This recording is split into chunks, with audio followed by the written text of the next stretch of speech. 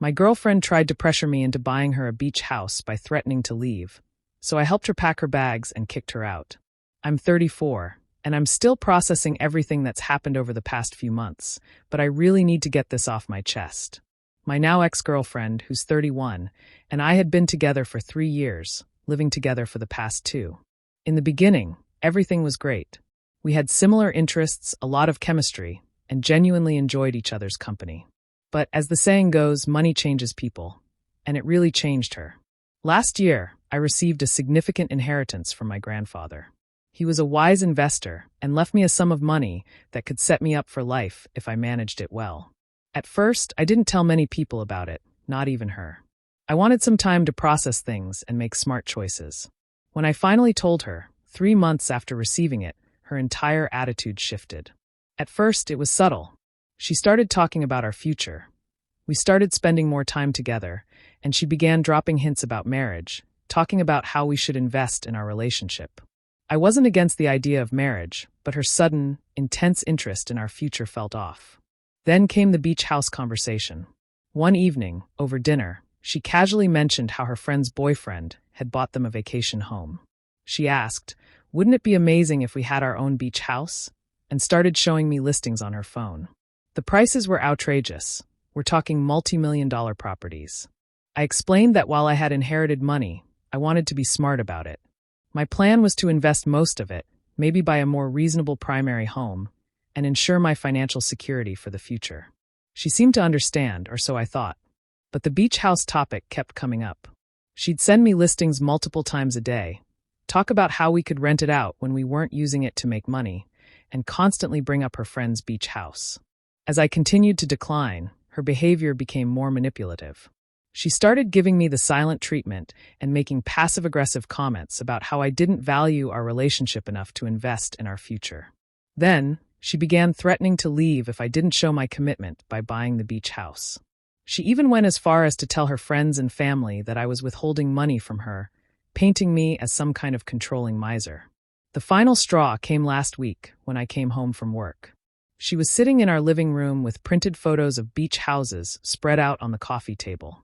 She had already contacted real estate agents and scheduled viewings that I expressed my frustration with her going behind my back, and she delivered her ultimatum. "Either you buy us a beach house, or I'm leaving," she said, arms crossed. "I deserve this, and if you really loved me, you'd understand. I've already told my friend about it, and they agree. If you can afford it but won't buy it, you clearly don't care about making me happy." I stood there for a moment, looking at this woman I thought I knew, but who now seemed unrecognizable in her entitlement. 3 years of memories flashed through my mind, but now they were tainted by her recent behavior. The manipulation, the emotional blackmail, and her attempts to shame me into spending millions on a property I didn't want. It all hit me in that moment. "Okay," I said calmly. "If that's how you feel, let me help you pack." The look on her face was priceless. She clearly wasn't expecting this response. Her mouth opened and closed a few times before she found her words. "You can't be serious," she sputtered. "After everything we've been through?" I walked to our bedroom and pulled her suitcases from the closet. "Everything we've been through?" I said. "You mean the 3 years where you pretended to love me for who I am, only to show your true colors the moment you found out about my inheritance?" She followed me, her voice rising. "That's not fair. I've always loved you. I just think we deserve nice things, and you're being selfish." As I started placing her clothes into the suitcase, she tried a different approach. "Baby, please, I'm sorry if I came on too strong. We can talk about this. Maybe we can look at cheaper properties." I kept packing, unmoved by her sudden shift in tactics. "There's nothing to talk about. You made your position clear. It's either a beach house or you're leaving. I'm just helping you follow through with your decision." That's when she revealed just how far she'd gone with her entitled behavior. She pulled out her phone and showed me social media posts she'd already made about our future beach house. She'd even started a wedding planning Pinterest board and told her family we were getting married. "Everyone's expecting this now," she said smugly. "What will people think when they find out you're choosing money over our relationship? Your own family will think you're horrible for leading me on." I stopped packing and looked at her. First, we were never engaged. Second, I don't care what everyone thinks about how I handle my inheritance. And third, my family knows exactly who I am and how I feel about financial responsibility. She tried one last manipulation tactic. She admitted she had already put down a refundable deposit on one of the properties. I used our joint account because I knew you'd come around once you saw how perfect it is, she said. This was news to me, so I immediately pulled out my phone and checked our joint account. Sure enough, there was a $5,000 earnest money deposit made 3 days ago.